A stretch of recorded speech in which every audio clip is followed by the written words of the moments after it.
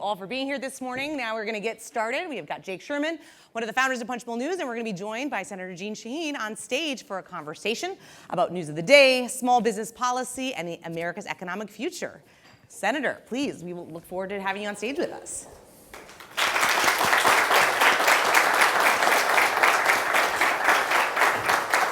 Thank you. Good morning, everybody. We'll have you in the middle here. Okay. Hey, Senator. All right, well, let's start this conversation as we always do here with a few news of the day questions, and there is no shortage of it. We are 43 days from the election. Jake, I'm going to kick it over to you. So, Senator, the UN General Assembly is this week. You are intimately and intricately involved in the Senate's probably outsized role of any parliament in the world on foreign policy. There are a lot of geopolitical issues right now, to say the least. What are you focused on seeing in New York, and what will have your attention as the Assembly kicks off this week? Choose maybe 60 or 70 things. I'm kidding. Yeah. Well, I actually wish I felt better about the ability of the UN General Assembly to actually address some of the real conflicts that we're seeing around the world, particularly what's happening in the Middle East. Not just the war in Gaza, but also the expansion of what seems to be the expansion into Lebanon, which is getting much more concerning.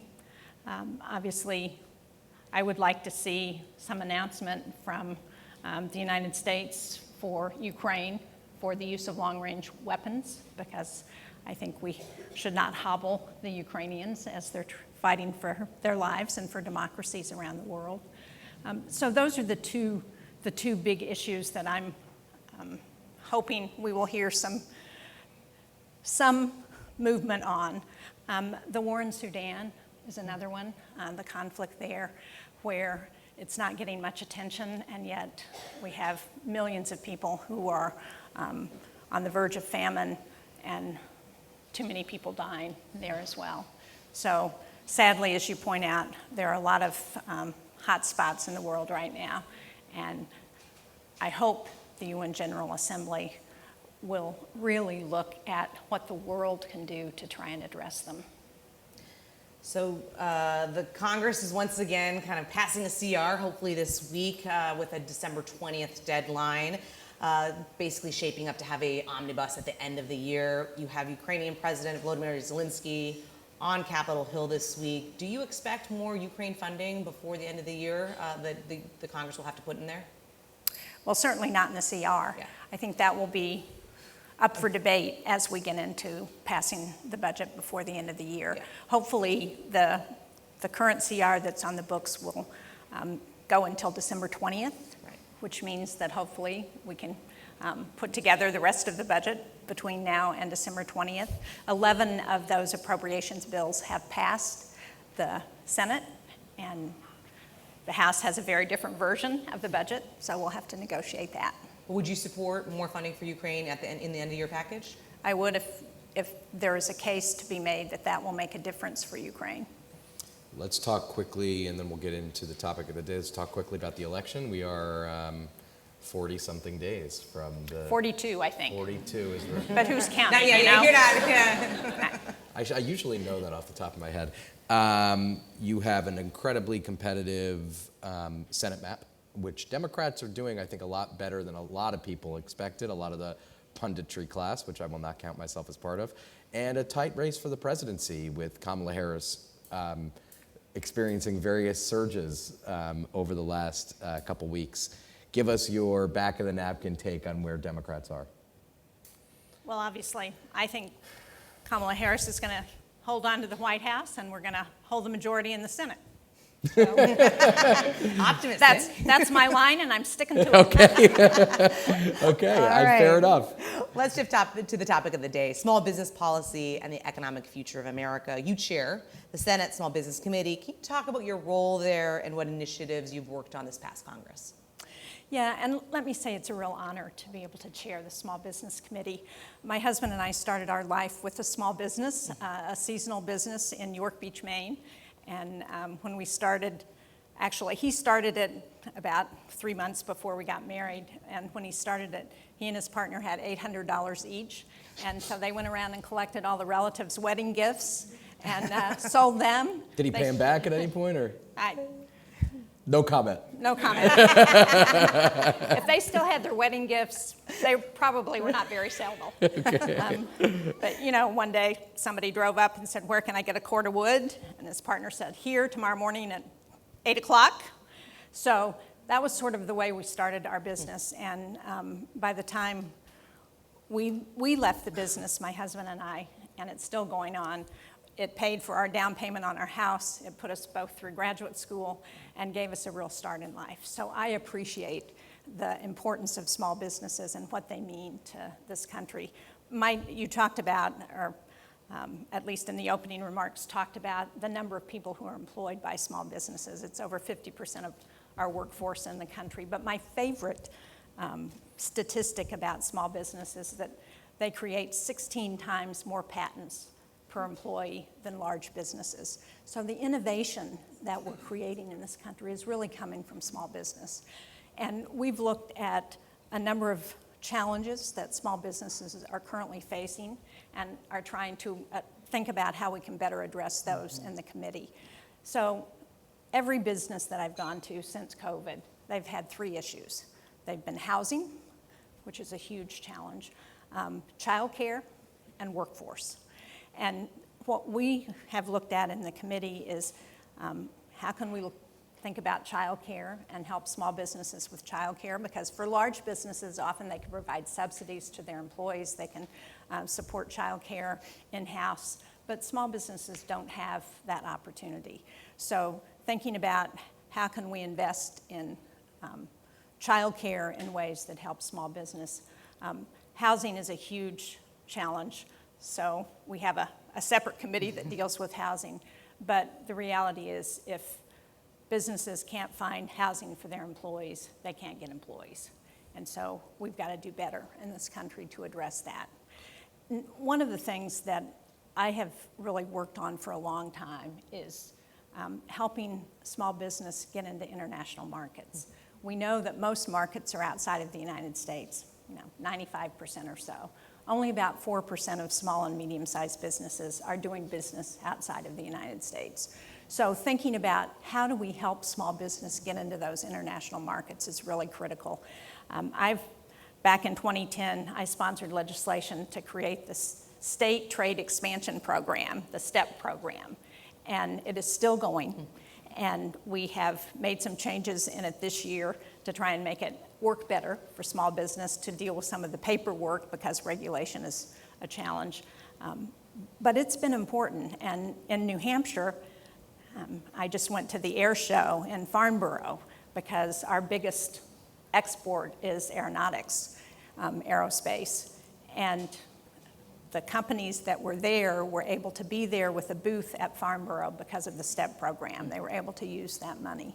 So thinking about all of the things we need to do to support small businesses is what we try and do on the committee. We have a report that's going to be coming out, I think, after the election that looks at rural America. And so many of our small businesses are in rural America, and how do we better support them? So the lame duck session is typically an opportunity for Congress to get some things done that haven't been able to get done all year. Surely you have some priorities in the small business realm and the economy realm that you'd like to see get done. What are those? Well, we're actually feeling optimistic that a number of our bills are on the defense bill. Oh. And so they will go with the defense bill, barring... With the NDAA, yep. With the NDAA, barring any problem. I serve on the Armed Services Committee as well, so we've been able to so you have the inside track. Shepherd those along. But one of the things that I'm most committed to that has been challenging is the Small Business Innovation Research Program and the Small Business Technology Transfer Program, which are both really important in promoting innovation. Mm-hmm. And I would like to see us reauthorize those indefinitely. That's still a fight that we haven't been able to resolve. But hopefully we will be able to get an extension and make some changes that will be important to make them work better. I want to drill down on some of the things you were talking about, kind of the 3 issues that you've seen on the committee. We've been traveling around the country and holding conversations about the challenges small business owners have had coming out of COVID. We've been in New Hampshire, actually. We most recently were in Birmingham, Alabama, Arkansas, North Dakota. First thing that always comes up is childcare. We consistently hear it, finding options. It's one of the biggest problems for small businesses as they try to compete against some of those larger employers. In April, you put out the Child Care Crisis Report. What was that? Well, it was designed to try and point out the challenges that we have with childcare. And, you know, it's not just that people need access to childcare, and so they're looking for opportunities, but 99% of our childcare businesses are small businesses. So they also have the problem. And sadly, what we have is, I think the average wage for a childcare worker is just under $15 an hour. You know, the future of this country is in the hands of our childcare workers, and we need to recognize how important that is and support them. It's the biggest problem. Every childcare center that I've been to, their biggest challenge is keeping staff and workers because they can't pay them enough. And on the other hand, the biggest challenge that most families have is the cost of childcare. In New England, we're one of the most expensive parts of the country for childcare. And in New England, for most families, after their mortgage, or their housing, it's their second highest cost. So we've got to do a better job. This is something, you know, my first child was born in 19... Something. I'm trying to, 74. Okay. My last child went off to college in 2004. So I had kids at home for 30 years. And childcare was always an issue, always. And I had resources. I had a husband. I had family. So for families that don't have that access and help, it's a huge problem. And it's affecting our future. You know, one of our biggest allies when I was governor as we were trying to work on childcare was the military. Because the military did a study a long time ago that said most of the people who go into the military are children of members of the military. And if we don't do a good job with those kids, then we're not going to have the pool that we need of people in the military later on. And so they've been a huge asset as we think about this and convincing people they're an unlikely messenger for why this is so important for us. And again, we've got to do a better job. And that's the point that we're trying to make. You have 2 bills in the small business realm that you're working on with Republicans, probably more, but I'll ask you about one of them. The Thrive Act, which is you're working on with Senator Cassidy, and it deals with trying to lock in or trying to manage commodity prices and lock in things like the price of gas or lumber. Where does that stand? And can you talk about that for a minute? Well, we just introduced it. Senator Cassidy from Louisiana is my co-sponsor. My view is that in order to get things done, it's important to work in a bipartisan way. And so we've tried to do that, and the committee has always tried to work that way. And what it would do is allow small businesses to hedge on commodities. So for big businesses, you know, they can often lock in prices for energy costs, for gasoline, for commodities, but small businesses can't do that. And this would give the SBA oversight over this program and allow small businesses to think about and to actually hedge on some of those prices. And one of the things that I was just hearing this morning is that one of our businesses who's part of the Goldman Sachs program in New Hampshire's coffee, does coffee, and they're very interested in this idea because coffee, of course, is one of those commodities that pricing goes up and down. So this would give them a real benefit. So hopefully we can move this bill. You're also working across the aisle with Iowa Republican Joni Ernst on a bill looking to improve government contracting, simplifying procedures. It's something that we've been on stage with small business owners as they try to kind of get government contracts, the challenges that go into them when they don't have huge compliance operations and arms within their systems. What are your hopes for this legislation? Well, again, probably one of the biggest complaints I hear from small business is access to government contracts and how to do that. And it's complicated, it's bureaucratic, the regulations are difficult, they're complex, and for most small businesses, they don't have people, they don't have attorneys on staff, they don't have people who can figure this out. So I think most people recognize this is a big issue. So hopefully we can move this bill because it's bipartisan. I think we have a real opportunity to do that. Goldman Sachs recently made a $100 million commitment for rural small businesses. We've been, as Anna said, all over talking about this. The challenges they face often occur when it comes to attracting talent and upskilling. What have you, I mean, we've heard a lot about that, and it's a big issue. What are some of your reflections on that? You know, workforce in general is a challenge in America right now. I was at the Kennedy School back in the early 2000s because I was the director of the Institute of Politics. And at that time, the dean of the Kennedy School was a workforce expert. His name was David Elwood. And I remember him showing us charts of what was going to happen to the workforce by the time we got to the late teens and early 20s. And he said we're going to be relying on older workers and immigrants because our birth rate is not such that we're producing the people who can take the jobs that we're creating. Now, we're not in as difficult a state as Japan or South Korea, which have a really low birth rate, but it's a challenge, and we have to think about it. We're doing a lot of things that are really interesting in New Hampshire, partnering with our community college system, partnering with high schools. I think looking at things like apprenticeship programs and certification programs. So for a lot of people, they don't need or want a four-year college degree.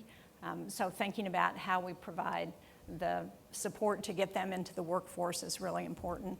But the reality is we got to find a way to encourage more people in the workforce. As much as we've heard about a lot of these challenges, we kind of just have gone over housing, childcare, workforce development, and Goldman Sachs 10,000 Small Business Voices surveys.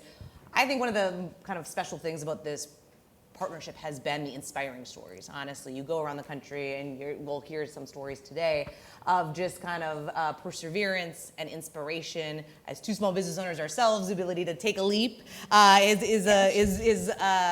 sometimes forget that. It's its own thing. I get reminded all the time. How can you help foster that spirit? What have you heard from small business owners in New Hampshire that make you kind of get up in the morning and get excited about this kind of policy?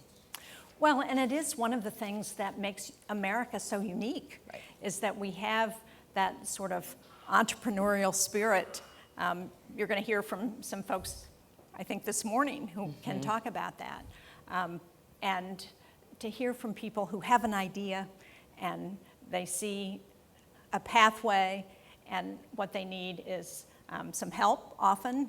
I'm a big fan of the small business development centers because I think they're a great way to help our small businesses and the SBA, and often access to capital is a real challenge, particularly in minority communities, and just getting started. So one of the real inspirational stories, I think everybody here is going to get a bag as you leave. In that bag is going to be Port City pretzels from Portsmouth, New Hampshire, which is a real family story. I think it was the grandmother who started experimenting, putting seasoning on pretzels, and the woman who now runs the program is expanding across New Hampshire. You'll see how great these pretzels are.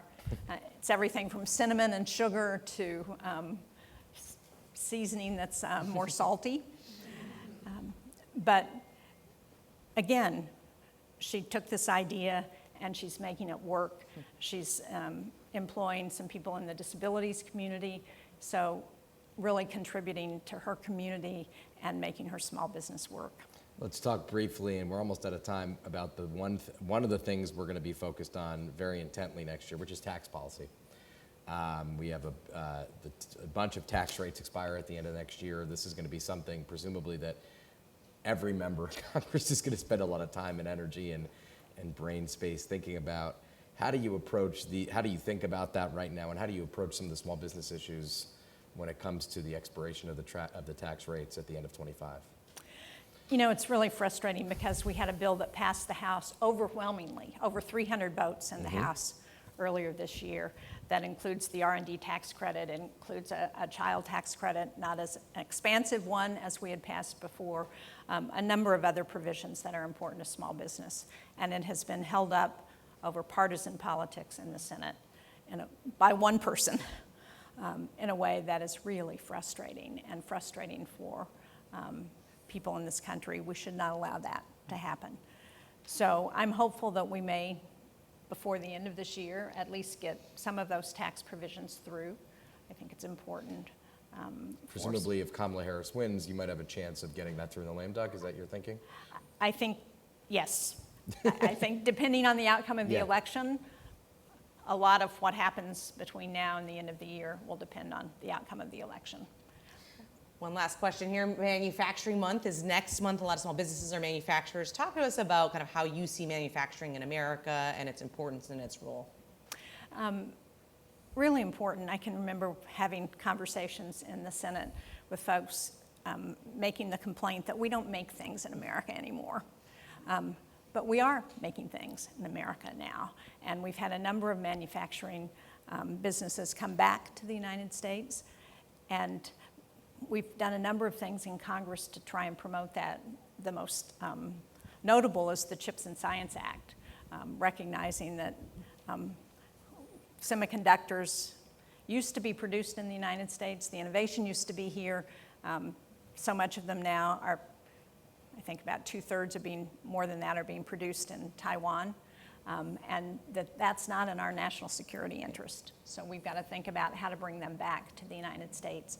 So we passed that legislation, and we are promoting a semiconductor industry now in the United States that is going to make a huge difference. And as you know, those are in everything from appliances to missiles.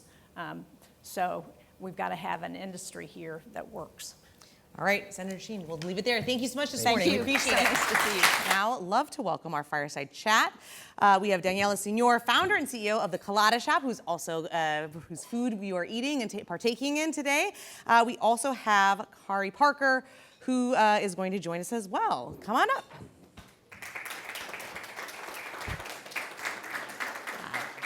Hi. Thank you so much. I should go that way. Kari, thank you so much.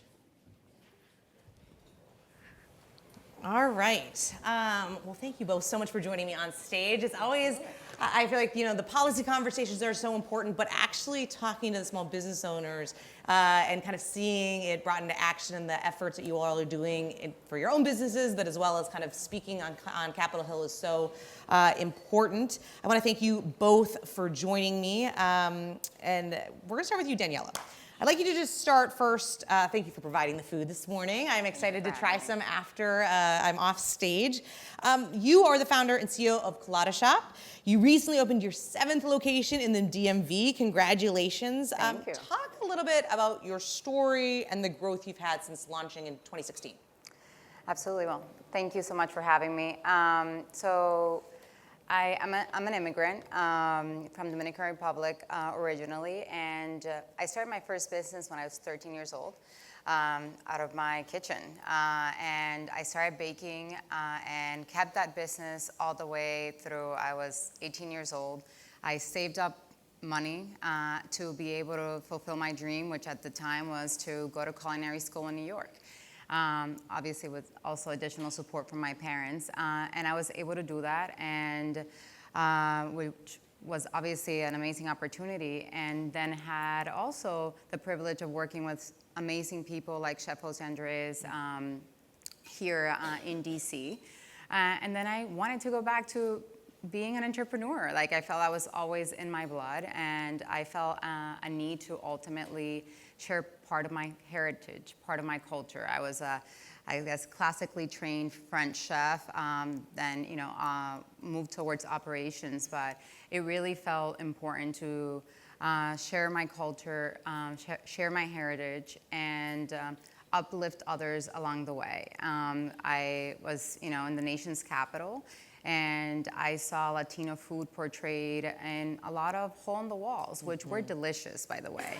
But also I felt, are these businesses actually thriving, right? I saw what was a lot of families working within these businesses and not really ultimately paying themselves very little, by the way, just to keep the doors open and make it a family affair, but not really having a lot of opportunities to really keep going. And I kind of really wanted to change that narrative. I wanted to share the food, the colors, the coffee, the vibrancy. That's why so Colada Shop is an all-day Cuban cafe. Part of my heritage is Cuban. And, it's super vibrant. You have the music, it's beautiful spaces. Hope you enjoy the food. And, we have amazing cocktails as well. But it's not only what you're going in for a product. It's like who we're supporting along the way, who we're putting in our leadership teams along the way. It's minorities, it's a lot of women, it's immigrants that are sustaining a lot of our workforce and are not being overlooked a lot of the times when it comes to growth. And that has been ultimately my driving force to keep going, against all odds, quite honestly, because getting to 7 locations for a small business in this space is no small task.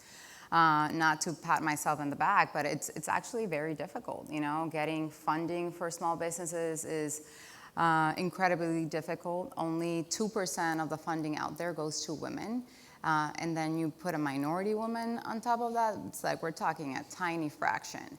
So, there have been a lot of obstacles, but seeing how I am able to support my community in opening more businesses and taking the risk, and they're ultimately then supporting me back is, I guess, how I've gotten here. Yeah. Well, thank you so much for sharing that. Kari, you are co-founder of Connie's Chicken and Waffles. Tell us about your business, how it got started, kind of your journey. Absolutely. And thank you for having us. Good morning, everyone. Very similar to listening to Daniela, that's kind of like our story as well. So I'll tell you, we started back in 2016. It was my brother and I. He had a career in contract management. I was IT. But we always had the burdening within our heart, like we should be doing something a little bit more to help our community. We grew up in Baltimore City. It wasn't always easy. So when we started our business, we started 2016, Connie's Chicken and Waffles. We named it after our mom, affectionately known as Miss Connie. And the idea was that we can share love with from our team members to folks within our community as well. And the idea is based on the premise that everyone has value. So everyone has a skill. Like everyone may not be the best cashier, but they can cook, or vice versa. So we kind of took that simple concept, expanded out within Baltimore, 3 locations. At one point, we had a location in Southern Florida. At one point, in Wilmington, Delaware. But the whole idea is to get into communities, get talent, get folks involved, activate the community, give amazing customer service, and really deliver chicken and waffles. We're so much more than just chicken and waffles as well. But that's the core component of what we do. Well, Kari, you also serve as a member of Goldman Sachs 10,000 Small Business Voices National Leadership Council. Talk about that role. What does it entail? What has the Voices community been focused on recently? Absolutely. First, let me start off with the 10KSB program in general. So, we started back in 2010, the program started. It has over 16,000 entrepreneurs and business owners right now. So Voices is the legislative advocacy component of the program. And the idea is that a lot of time as business owners, we operate in silos. Like, being a business owner can be a very lonely thing because you don't necessarily have coworkers. You have customers, you may have team members, but you don't often have coworkers. So the idea is that if we come together as a collective force, we can advocate around policy at the local, state, and also federal level. So the best thing I like about the Voices program is the unique ways that we engage policymakers. So we're a nonpartisan organization, and we really push for bipartisan adjustments to legislation. So to give you one example, more recently, we had a billboard in Times Square, and it was aimed at the ABC moderators to encourage them, for when the debates come up, to encourage small business topics to be relevant and to be kind of brought to the forefront. So that was a really fun thing. When I think back, another thing that we did as a collective group is the Wall Street Journal. We had an open letter sent. 3,000 of our members, alumni, actually participated and signed this letter, and it was aimed at the Federal Reserve to help change up the Basel III endgame legislation. And for folks that don't know, so Basel III is pretty much risk management financial regulations that are put in place to help protect banks, which sounds good on one hand, right? But the flip side is that banks need to circulate money by lending it out to entrepreneurs, small business owners. If it's not being lended out or loaned out, the problem that we face is that there's less access to capital. So one thing we talk with the governors at the Federal Reserve about is, hey, can you make amendments such that more of this capital can free flow to small business owners across America who need it the most? I feel like you can go up to Capitol Hill right now better than a lot of paid corporate lobbyists on that issue. You explained it very concisely. I'm impressed. Daniela, we've been talking to small business owners over the past year, and certainly in the surveys that Goldman Sachs 10,000 Small Businesses does, the issue of childcare comes up all the time. We heard it was one of the top 3 issues that Senator Shaheen kind of brought up as something that she's concerned about. Talk about what you have seen with childcare and why it's so important and the implications that there are for small businesses when it comes to when affordable childcare isn't available. Yeah, well, I'll start by saying that only 3 weeks ago, the Surgeon General actually put an advisory out there for parenting. Like, that's how bad it is. You know, it's really a crisis right now in this country. And it particularly, I would say, affects small businesses because it affects our workforce significantly. So, it affects the people that we can attract. We do not have the same means and possibilities as larger corporations or tax credits, for that matter, that are able to allow us to, you know, support better our teams with childcare. You know, I saw it firsthand during the pandemic, right? We had over 2 million women that exited that workforce at that time, simply for the fact that they did not have anyone to take care of their kids. And it was, to me, actually very divided, right? It did not affect equally men and women, you know, and we go back to how women are not advancing as much in the workforce, and you know, the pay inequalities and so forth. And to me, childcare is at the center of that, because they have to make the decision: do I work to literally pay for childcare? And in DC, in this area, actually DMV, we have the most expensive childcare of the entire nation. And it actually is up to 93% of a single mother's income. So let's, you know, if obviously you have a spouse and you have that ability, you're like, well, do I go to work and literally put 93% of my income into having someone else take care of my child, or do I stay home? And what that does ultimately is that it takes women out of the workforce up to 5 years, you know, off for 5 years. 5 years is a long time. Quite frankly, how quickly things move right now, you're pretty much obsolete, or you're in a severe disadvantage, right, when you decide that you want to go back. And why 5 years? Because 5 years, and it depends on the state. You know, I would say DC in that regards is more friendly. You have childcare starting at 3. And Virginia, where I live, actually, you don't have anything till 5, right? So it's kind of, it depends on the particular state, but it's, you know, that's how long it takes for you to be able to be like, okay, I have reliable childcare. And industries like hospitality, where, you know, we eat all day, right? We love going out to dinner, but childcare stops at 6 p.m., right? So we're particularly hit with that challenge, right? And who we can keep in our workforce and support my team. So you know, it was a combination that was of things that happened, but to me, even before I was a mother, during the pandemic, that was like, this needs to be addressed. And yes, I can speak very loudly about it, but we need policy change. And this is very much, you know, a bipartisan issue. It's not, you know, Democrats or Republicans. This is affecting absolutely everyone. But, you know, we cannot attract talent or keep talent. You know, in industries in the food sector, we tend to also employ women of childbearing age, right? So you kind of get into, you know, they might start younger and then they transition in into motherhood or parenthood, because it's both. It's not only mothers, it's actually equally affecting dads as well. It's just, so it's how are we able to support our teams so they can stay. We've spent so much time and resources training them. We want to keep them. We don't want to be like, oh, now I became a parent and I can't come to work anymore. I want to be able to offer paid leave and be able to, again, have access for them for affordable childcare. Yeah. All right, we are quickly running out of time, but I want to get to two last questions here before we get the hook, and we have our second senator join us on stage. But I'm going to ask you both, and I'll start with you, Kari. I want you to talk, you're obviously a good ambassador of the program. You're an alum, both of you, of the Goldman Sachs 10,000 Small Businesses Program. Why is it important? There's a lot of alumni here. Why is it important to get involved and talk to lawmakers, and what's one thing you think they could do to help small businesses? I'll start with you, Kari. That's an amazing question. And I'll tell you, it's so important to talk to lawmakers because, as I mentioned earlier, we kind of operate in silos sometimes. Yeah. So when we can talk to lawmakers, they're not flying in the blind.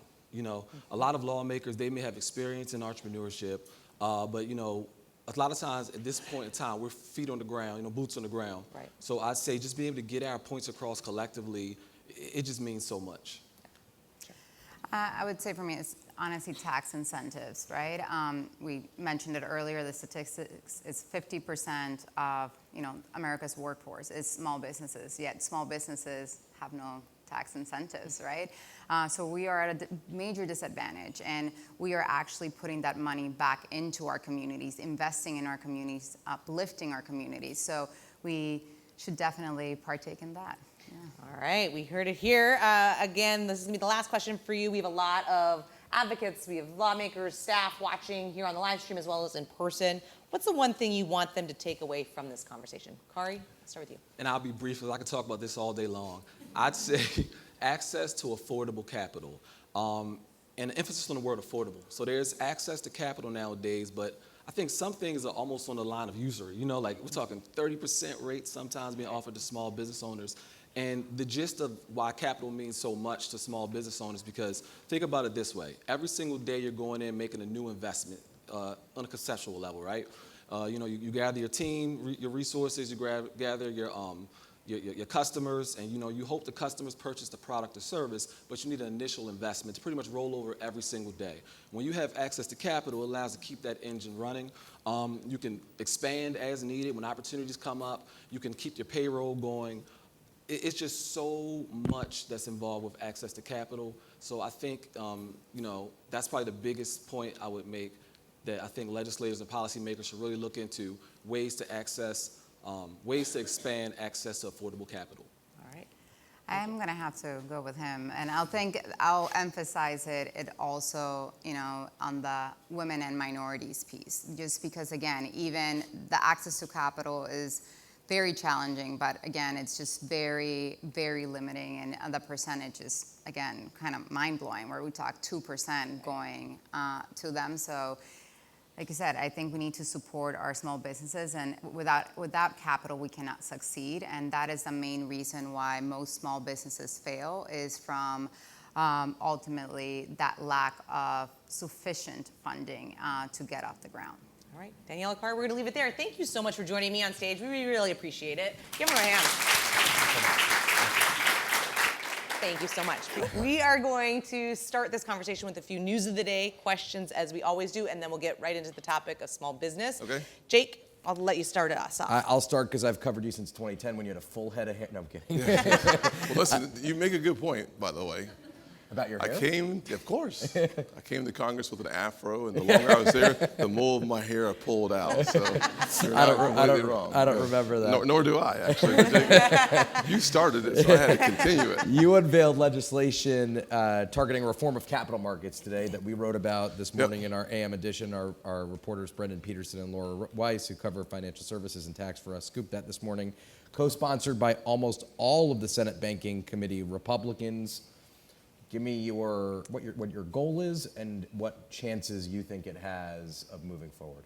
Well, Jake, I think the last, I hate to do this, but I like to stand, so I'm going to come down there for 1 second. Okay.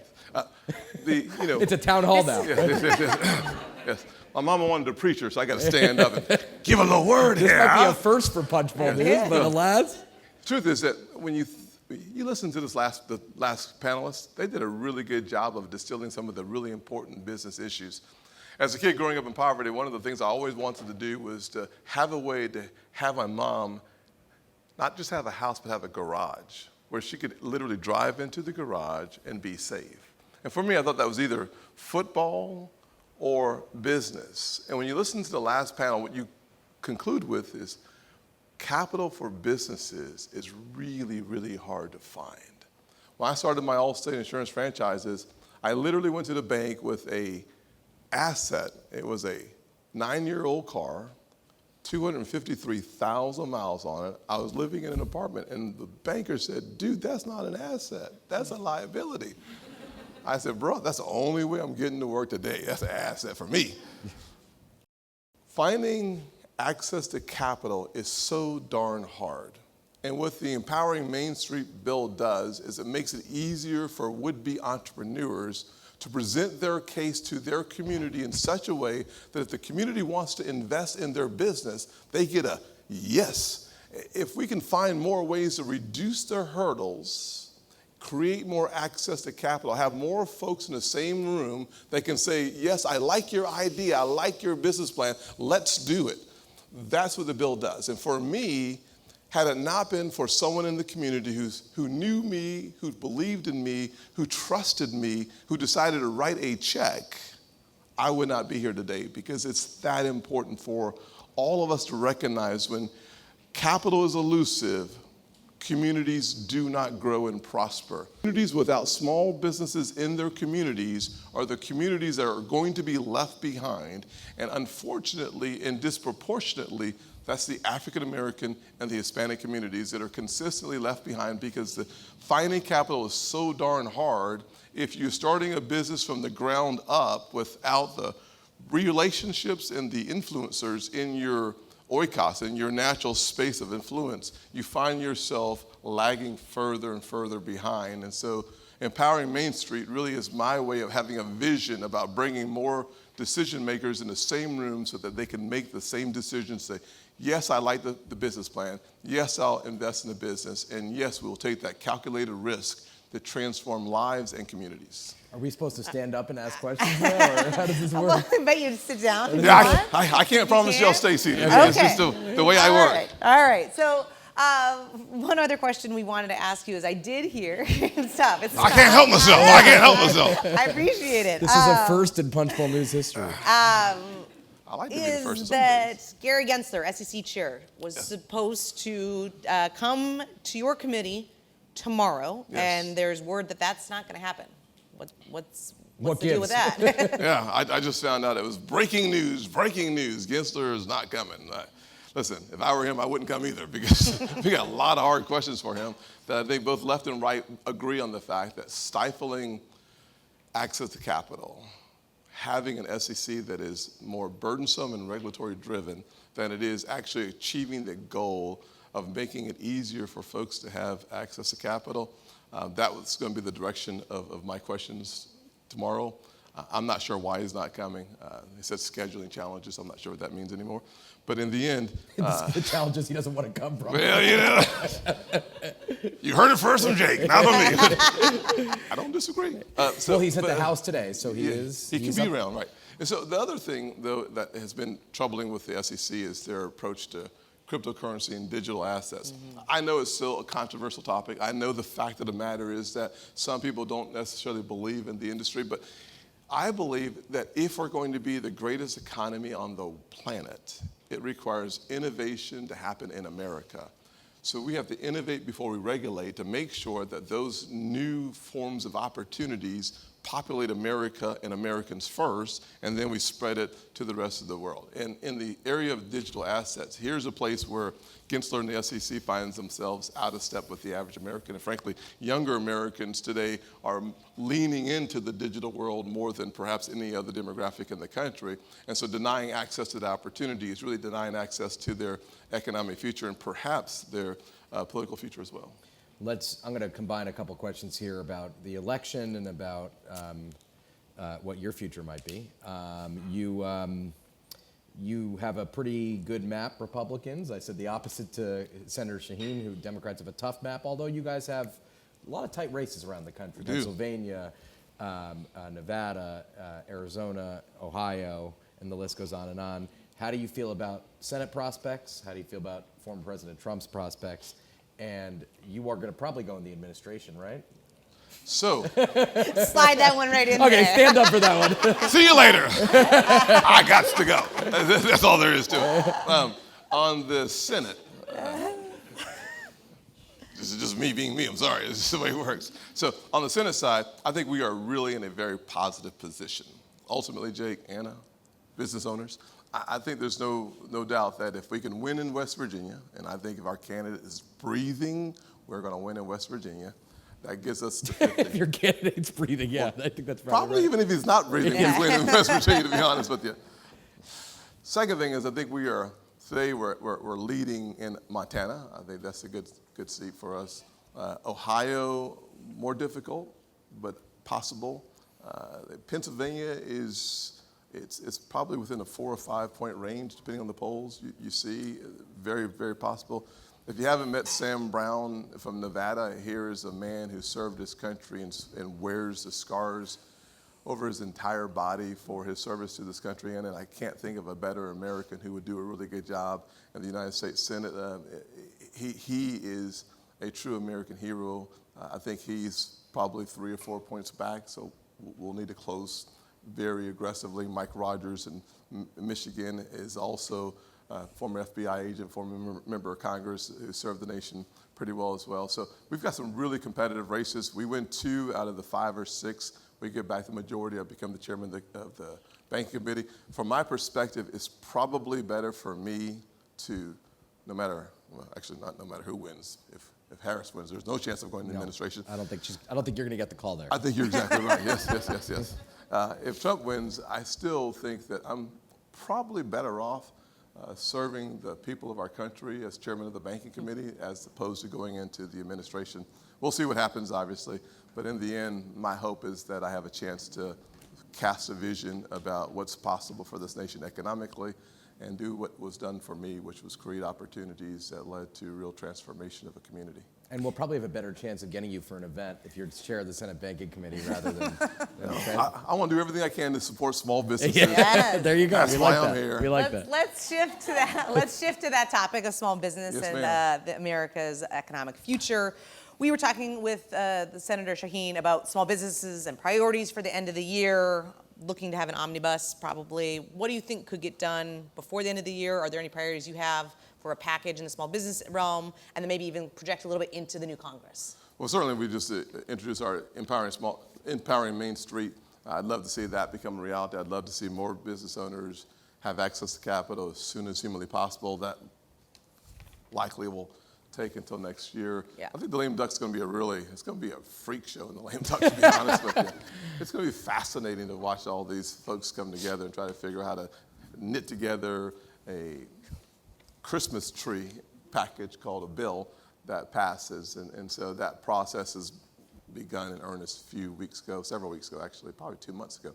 And we're going to see what happens with that Christmas tree. I mean, everyone's attaching to the NDAA, the must-pass vehicle, what they want. So I think that's the most likely outcome, is that the NDAA gets done with a host of things unrelated to our national defense being a part of that package. Secondly, I'd say that there certainly is some interest in tax extenders and things getting done in the financial space. I find that to be a little more difficult to see happening, to be honest with you. With the caveat that it really depends on whether former President Trump wins or Vice President Kamala Harris wins. Next year for tax policy is huge. Indeed. I mean, you have a whole host of tax provisions up for renewal. How do you give me your assessment of where you think things are going to head? Yeah, I think no matter who wins the race, Kamala Harris, Donald Trump, the truth is that tax reform will be on the docket. It's absolute essential. The question is, how do we help the American people avoid a $4 trillion tax increase, the largest tax increase in the history of our country? I think both sides will be interested in doing that. I think, obviously, that under President Trump, we would have an opportunity to extend the TCJA from 2017. It would take us winning the House, winning the Senate, so the trifecta. It will be a vehicle of reconciliation, which, of course, as you already know, requires 51 senators to be on the same page as opposed to the 60.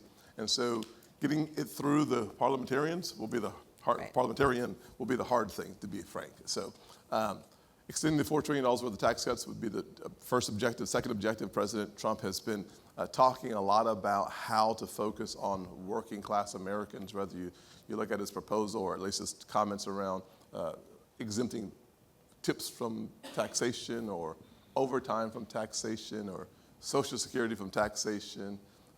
All these issues really recalibrates our focus on everyday working Americans and looking for ways to make sure that we're taking into consideration the folks who are struggling paycheck to paycheck and looking for ways to meet the moment. Can I just follow up on that for one thing? Bloomberg had a headline this morning that said, effectively, I'm paraphrasing, so many tax cuts, it's tough to keep track. I mean, how do you, those are a lot of cuts to taxes, and are those all doable? Well, I certainly think that, the question is, can you get 51 people in the Senate to agree on the same thing? Let us pray, because that is hard work in any environment, perhaps harder now than it's ever been, even harder than it was in 2017 when we were able to get, I think, 51 out of 52 to say yes to the same thing. There's a lot of tension in politics, not news to anybody here, I'm sure. Thank you, Jake. Appreciate that. And so getting people on the same page, I think, is really an important part. I think we'll get something done, and my hope is that we will focus where we focused in 2017. I had the good privilege of the fortune of writing the personal side of the tax code for the Senate Republicans, and one of the things I focused on was a single mom like the one that raised me. We reduced her tax burden to the federal government by 73%. I hope we start with the working class folks who desperately need more of their resources in their own pockets in order to meet the moment. Number two, I hope that we understand and appreciate that capitalism requires capital. The more you tax capital, the less you have of capitalism. Therefore, the fewer businesses will be created around the country. And so one proposal on the left has to do with taxing unrealized capital gains. I'm not sure how you do that, how you pay it. On the other side, we want to continue to reduce the burden, which allows for more capital to cycle through the economy, which in the end helps everybody, but specifically you create more working class jobs. And without doing that, then you're actually going to starve the bottom of the food chain economically, where I grew up, and that's a terrible concept, because some of the most talented people that I know lived in neighborhoods that I lived in but never had access to opportunity.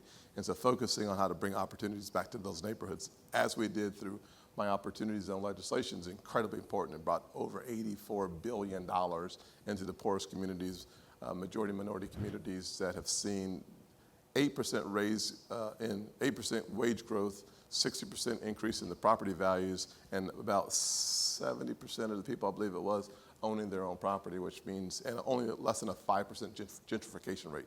So we were able to make people's lives better, make communities stronger, and attract more jobs to folks who can't really afford the transportation to get to them, at least in my communities where I grew up. So that's the kind of stuff that we should be working on. If we do that, and we do that well, I believe you'll see a brighter day, morning in America again. So you mentioned at the top that you were a small business owner. Yes. We've been kind of talking around the country this past year with a lot of small business owners, kind of the challenges that they do. Goldman Sachs, 10,000 Businesses does surveys about it. One of those issues has really been workforce. Yes. You have become a big advocate around apprenticeships as one way to solve those workforce challenges. Can you talk about the programs that you were thinking about and how they might be beneficial for employers and sure. workers? Well, if you just start with the net effect of having a job, your life is better, your community gets better, your family is better. And you look at what are the hurdles for business owners to say, I'm going to take the calculated chance, not a risk, but a calculated chance on hiring someone without the skills to do the job. Well, if we can lower the hurdles i.e. the cost of hiring that person, then the more likely the employer is to bring more people into the workforce. You do that through apprenticeship programs. And the way that we did it was we focused on basically the long-term unemployed, typically a little older Americans, and wanted to make sure they had access to that job. So we created a tax credit that is larger than those for younger employees. And so, but both were incentivized to do the right thing, which is to take a second look at the talent pool. I'd say this though, if we're going to help people get better jobs, we're going to have to focus on our K through 12 education system. Because the truth of the matter is the closest thing to magic in America is a good education. And unfortunately today, communities, once again, the poorest communities, whether it's the inner city, like Chicago or a rural part of Iowa, those kids today are less educated than they need to be to meet the needs of our very, very diverse workforce and workforce needs. And so what we need to do is make sure that we're focusing our attention on K through 12 education and providing parents with a choice so the kid has a better chance to succeed. Goldman Sachs 10,000 Small Business Voices polls and surveys their small business owners. One of the big issues that comes up regularly is that hiring and retaining workers is a big challenge. What could be done at the federal, state level? What is done? What has worked in South Carolina, your state, which is a beautiful state? Yes, sir. Thank you. What could be done? What are your thoughts on that? Well, we could do Punch Bowl in Charleston, South Carolina. That Don't would give help. Anna ideas. I love Charleston. Let's Come on, do it. let's do it. go. Next time we do this, I require a prerequisite is doing it in Charleston, All South right, Carolina, or at you least heard in it here South Carolina. first. It wasn't me. South Carolina. Jake, I'm sorry, Don't buddy. give her. I love it there, Yeah, but yeah. I mean. So one of the things works. If you think about retention, the retention factor comes down to a couple.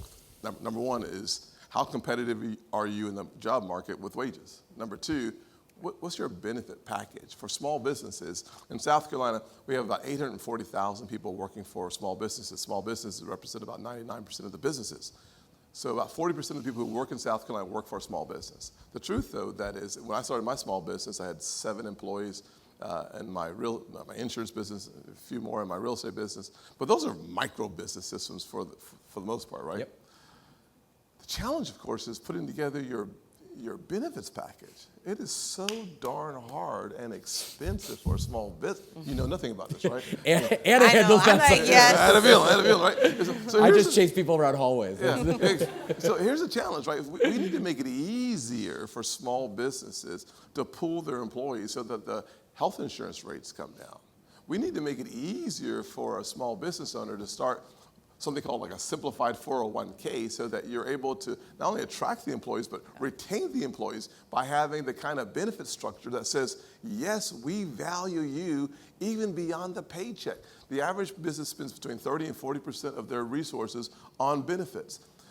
If you can't afford the human resource department and the legal department, you just say, you know what, I'm going to pay you the salary, you figure it out. That is not how Speaking you Anna's language. but that's not how No, you retain it's like, employees. you can't. It It's not doesn't competitive. work. You've got to find a way to make it easier for businesses, small businesses and micro businesses to pull those resources. So what we've done in the past is we've focused on making sure that's a reality. And there's legislative vehicles to get there. But in the end, we just need to use common sense to make sure that the average small business owner understands what's available. And when I went into business, I had no clue what was available. So we need to almost have a portal where folks can go online and figure out, how do I start a simplified 401k without the liabilities associated with these plans? How do I reduce my healthcare costs by 30+% because that's a way of keeping and retaining employees? How do I create an employee's manual that also includes things like how many days off do you get when you're sick? Do I have the kind of tax incentives or credits? Deb Fisher, the leading mind on the right, around making sure that paid leave is a part of the conservative approach to employment. And she's done a fabulous job with her approach to making sure that we have that considered. So we just need more time to populate the ether system with what's possible, and then let there be a competitive environment. If you don't like me or my approach to providing resources, at least let's have a place where there's a competition. And today's public forum doesn't allow for a serious conversation or competitive debate on the underlying topics that actually help people prosper and succeed. Sorry, go ahead. We are almost out of time, but What? I We want just to. started. All right, we're here all day. All right. I want to end on this though because I think Yes, it's ma'am. important. We had the fireside chat. We had two kind of CEOs who've been running businesses since 2016 talk, and their last word that they wanted to give to all the lawmakers and the staff and the advocates who are here and listening on the live stream was not just access to capital, but affordable capital. Yes. Talk about what federal programs, what can you do? You potentially will be the Senate banking chair next year. Basel III, talk about it. Well, it's about Basel III is Michael Barr's approach on the Federal Reserve to making our banking system safer. The question is, are we already safe enough? And the stress test or the process that banks go through to make sure that they can meet the challenges in the marketplace based on the 2008, the disaster that happened there, the answer is for every stress test that I've heard of, every bank or financial institution is prepared to meet that moment times 3. So if you put even more capital on the sidelines to meet a regulatory standard, that means there are fewer dollars that are less affordable to meet the needs of small businesses. And so when you think about Basel III, think about it as denying capital and resources to small businesses who desperately not only need the resources, but need to be able to afford those resources. And so the more capital we see in the marketplace, the more activity we see in the marketplace financially, the cost comes down and the businesses go up. And that's really healthy for our businesses. And so what we're going to do is continue to push back on those legislative priorities and regulatory realities that are being crafted in hopes, and I think I could be naive here, the intentions are good, but the misunderstanding of free markets is devastating, and it's just the way it is. And so our ability to craft what I have, the Empowering Main Street, that makes it easier for crowdfunding, for businesses that are trying to pool resources together, it makes it much easier for that to happen. That will happen prayerfully. At the same time, we have to make sure that the regulatory environment doesn't make capital so expensive. And frankly, the more expensive capital, the fewer first-time would-be business owners will go into business. The fewer first-time home buyers will buy a home. Let me ask one more question before we get the hook. Take your time. Before you, if you are Senate Banking Chair, you've listed a lot of priorities. Give us some, a couple more bullet points of what your big agenda items are at the top of that committee, which has very broad oversight over a lot of different facets of the economy. Yeah, so one we haven't talked a lot about that doesn't come up very often is the national security portfolio and the banking committee. We have the ability to play a significant role because of our ability to control the banking system. Our first line of defense ought not be our kinetic options on the table from a military perspective. Right. It should be our economy, and it is our economy. And so here's an example. Fentanyl is devastating American families in a way that very few things have in my lifetime. 70,000 Americans losing their lives to fentanyl. I crafted legislation that would freeze the assets of the Mexican cartels that today have about $20 billion flowing through the banking systems. 23-0. We were able to get every Republican and every Democrat on the same page on that legislation to freeze their assets. If that became law, that's the kind of stuff that the banking committee would be very proud of. I talked about digital assets for just a moment earlier. Its time has come, and it is now. We're going to either lead the world or follow the world. I think we should lead the world. So having a framework in place would be really helpful. Number 3, the burdensome regulatory environment, whether it's the SEC or the CFPB, we have a lot of work to do to have responsible regulatory environment and not an oppressive regulatory environment. And finally, housing. We have the real estate or urban development as a part of the banking umbrella. African American home ownership is around 41%. Hasn't changed much in 50 years. Hispanics around 60, white Americans well over 75%, Asians near there and starting to climb even higher. We need to take an approach to providing affordable homes. I have something called the Road to Housing legislation that really reduces the cost of home ownership by reducing the cost of a closing, by getting rid of the red tape that makes it so hard. Should we have a tax credit or deduction for PMI, which is mortgage insurance? There are some things that we can do that actually reduces the cost of home ownership, and there are proposals today that would actually do the exact opposite, even though with good intentions. And so the world thinks of the banking committee as banking, but the fact of the matter is it's banking, it's housing, it's urban development, it's flood insurance, it's insurance, it's real estate. So we have a massive portfolio, so I'd work on some of that as well. All right, Senator Scott, we're going to leave it there. Thank you Thank so you. much. We appreciate it. Appreciate it, Anna. Yes, ma'am. Appreciate it. Yes, sir. Thank you.